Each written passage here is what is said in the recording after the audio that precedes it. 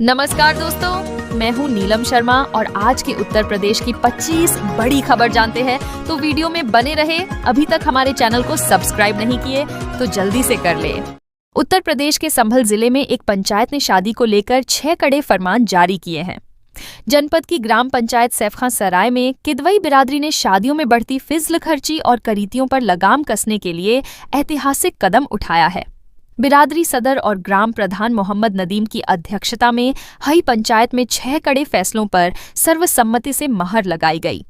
पंचायत का सबसे चर्चित निर्णय यह रहा कि बारात दोपहर 4 बजे तक हर हाल में पहुंचनी चाहिए।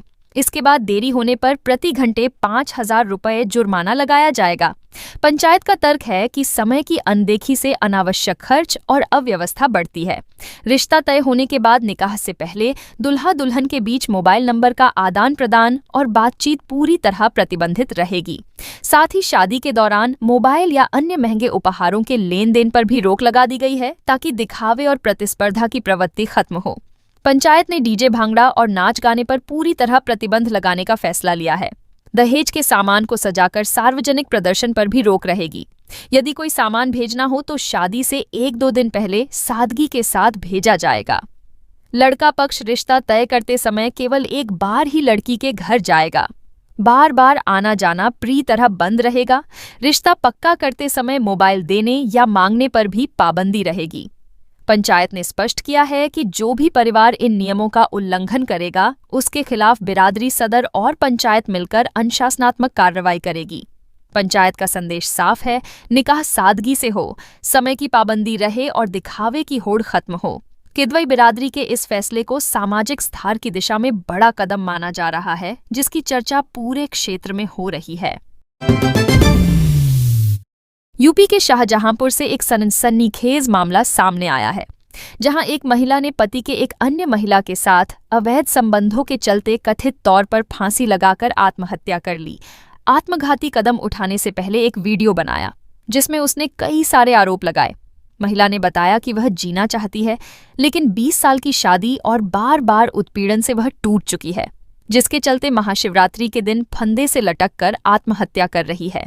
उधर तहरीर मिलने के बाद पुलिस ने एक महिला समेत 4 लोगों के खिलाफ केस दर्ज कर मामले की जांच पड़ताल में जुट गई है।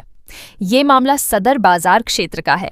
पुलिस अधीक्षक एसपी राजेश द्विवेदी ने बुधवार को बताया कि 30 साल की पिंकी शुक्ला ने महाशिवरात्रि के दिन रविवार को अपने घर में फांसी लगाकर आत्महत्या कर ली थी। इसके बाद मृतक की बेटी ने अपने नाना राधेश्याम मिश्रा को सूचना दी। तब पुलिस ने मौके पर पहुंचकर शव को कब्जे में लिया था। मंगलवार रात में पुलिस में मृतका के पिता ने शिकायत दर्ज कराया कि उसके पति दीपक शुक्ला का एक अन्य महिला के साथ अवैध संबंध थे, जिस कारण मृतका को मानसिक व शारीरिक रूप से परेशान किया जाता था, जिसके चलते उनकी बेटी ने फांसी लगाकर आत्महत्या कर ली है। यूपी की योगी सरकार प्रदेश भर में बड़ा अभियान चलाने जा रही है। एनीमिया के खात्मे के लिए प्रदेश में जल्द नई मुहिम शुरू होगी। एनीमिया मुक्त क्लास व विद्यालयों के साथ ही एनीमिया मुक्त पंचायत की पहल आरंभ की जाएगी। यह अभियान जिला प्रशासन के सहयोग से चलाया जाएगा। टीमें स्कूलों में जाएगी। इसके साथ ही प्रदेश में एक समग्र डिजिटल रिपोर्टिंग प्रणाली भी विकसित की जाएगी। सोशल मीडिया पर भी जागरूकता कार्यक्रम चलेगा। एनीमिया के खिलाफ चलाए जाने वाले अभियान में शिक्षा और स्वास्थ्य के साथ ही कई अन्य विभाग भी सहभागी रहेंगे। ऐसी कई नई पहल एनीमिया मुक्त भारत कार्यक्रम के तहत की जाएंगी। राज्य स्तरीय टास्क फोर्स ने 10 कार्यक्रम को गति देने के लिए कई नई पहल करने का फैसला किया है। पूरा फोकस समुदाय की सक्रिय भागीदारी बढ़ाने पर रहेगा। दरअसल एनीमिया का सीधा प्रभाव महिलाओं, शिशुओं, बच्चों, किशोरियों के स्वास्थ्य पर पड़ता है। बच्चों व किशोरों के शैक्षणिक प्रदर्शन में वृद्धि व उनकी कार्यक्षमता में सुधार के लिए कैंपस में जागरूकता मुहिम चलाने का फैसला किया गया है। एनीमिया मुक्त भारत कार्यक्रम की डिजिटल रिपोर्टिंग प्रणाली को और मजबूत किया जाएगा। इससे सभी आय वर्ग के लाभार्थियों की एनीमिया जांच, उपचार एवं फॉलोअप की सटीक एवं समयबद्ध ट्रैकिंग सुनिश्चित की जा सकेगी। प्रस्ताव को स्वीकृति प्रदान करते हुए प्रदेश में एक समग्र डिजिटल रिपोर्टिंग प्रणाली विकसित करने का निर्णय लिया गया है। यूपी में सांसद, विधायकों व जनप्रतिनिधियों के फोन न उठाना अब अधिकारियों को महंगा पड़ेगा। किसी माननीय का फोन आने के 10 मिनट तक अगर अधिकारी वापस कॉल नहीं करेगा तो तत्काल उसे कमांड सेंटर से अलर्ट भेजा जाएगा। अधिकारी को तत्काल कॉल बैक कर बात करनी होगी। योगी सरकार इसके लिए संवाद सेतु ऐप बनाने जा रही है, जो जनप्रतिनिधि व अधिकारियों के बीच संवाद स्थापित कराएगा। हर जिलों में इसके लिए जिला संपर्क एवं कमांड सेंटर DCCC बनाया जाएगा। समाज कल्याण राज्य मंत्री स्वतंत्र प्रभार असीम अरुण ने बताया कि 25 फरवरी से पायलट प्रोजेक्ट के रूप में 3 जिलों से इसकी शुरुआत होगी। उन्होंने हरदोई, गाजियाबाद व कन्नौज से डस की शुरुआत किए जाने को लेकर बुधवार को इन तीनों जिलों के DM के साथ ऑनलाइन मीटिंग भी की। संवाद सेतु ऐप की मदद से संपर्क कर जनहित के कार्य विधायक अधिकारियों को बताएंगे और उन्हें उसका निस्तारण करना होगा। जिलों में इसके लिए जिला संपर्क एवं कमांड सेंटर DCCC बनाया जाएगा, जिसमें 3 प्रशिक्षित ऑपरेटर स्मार्ट सॉफ्टवेयर के माध्यम से हर कॉल पर नजर रखी जाएगी। विधानसभा में कांग्रेस ने बुधवार को कांग्रेस कार्यकर्ताओं पर मंगलवार को किए गए बर्बर लाठीचार्ज का मुद्दा उठाया। कांग्रेस की आराधना मिश्रा मोना ने कहा कि पुलिस ने शांतिपूर्ण ढंग से प्रदर्शन कर रहे कांग्रेस कार्यकर्ताओं पर लाठीचार्ज किया है। केंद्र सरकार को मनरेगा का नया कानून लाई है, उसे खत्म किया जाना चाहिए। उन्होंने कहा कि क्या राज्य सरकार अपना 40% अंश देगी? क्या किसी को धरना प्रदर्शन की भी इजाजत नहीं है? पूरे प्रदेश में कांग्रेसी नेताओं को हाउस अरेस्ट कर दिया गया। इस पर नेता प्रतिपक्ष माता प्रसाद पांडेय ने कहा कि सरकार अधिनायकवाद की ओर बढ़ रही है। इस पर वित्त मंत्री सरेश खन्ना ने कहा कि कांग्रेस को धरना प्रदर्शन की जरूरत ही क्या थी। सरेश खन्ना ने चुटकी लेते हैं कहा कि कांग्रेसियों को इसीलिए घर पर रोक दिया गया कि वे धप में परेशान न हों। उन्होंने कहा कि मेरा 47 वर्ष का कार्यकाल इस सदन में हो गया है, अधिकांश समय में विपक्ष में ही रहा हूं। कांग्रेस ने तो मेरे ऊपर उस व्यक्ति की हत्या का मुकदमा दर्ज करवा दिया था जिसे मैंने कभी देखा तक नहीं था। मुकदमा 12 वर्ष तक चला। सपा विधायकों ने झापन में सुल्तानपुर में निरक्षर नंदलाल फर्जी हस्ताक्षर बनाकर उनका वोट कटवाए जाने समेत ऐसे कई अन्य उदाहरण भी दिए हैं। आरोप लगाया कि विभिन्न जिलों में सपा समर्थक खासकर मुस्लिम व PDA के वोट कटवाए जा रहे हैं। भाजपा पर फार्म 7 पर फर्जी हस्ताक्षर कर तथा दबाव बनाकर फार्म 7 जमा कराए जाने का आरोप लगाया है। सपा विधायकों ने कहा कि अयोध्या विधानसभा के 419 पोलिंग बूथों पर 95,000 मतदाताओं को नोटिस जारी की गई है, जिसमें अधिकतर सपा समर्थक PDA मतदाता हैं। एक पोलिंग बूथ पर 151 मतदाताओं को नोटिस जारी की गई है, जिसमें 54% PDA मतदाता हैं।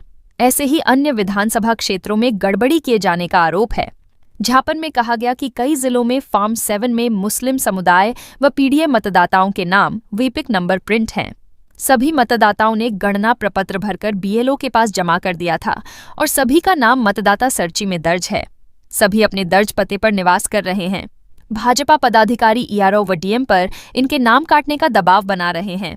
सपा के अनुसार झापन को मुख्य चुनाव आयुक्त नई दिल्ली को मेल भी किया जा रहा है। भारत निर्वाचन आयोग शिकायत व झापन पर कोई कार्रवाई नहीं कर रहा है। पवित्र महीना रमजान उल मुबारक की दस्तक के साथ रौनक छा गई है।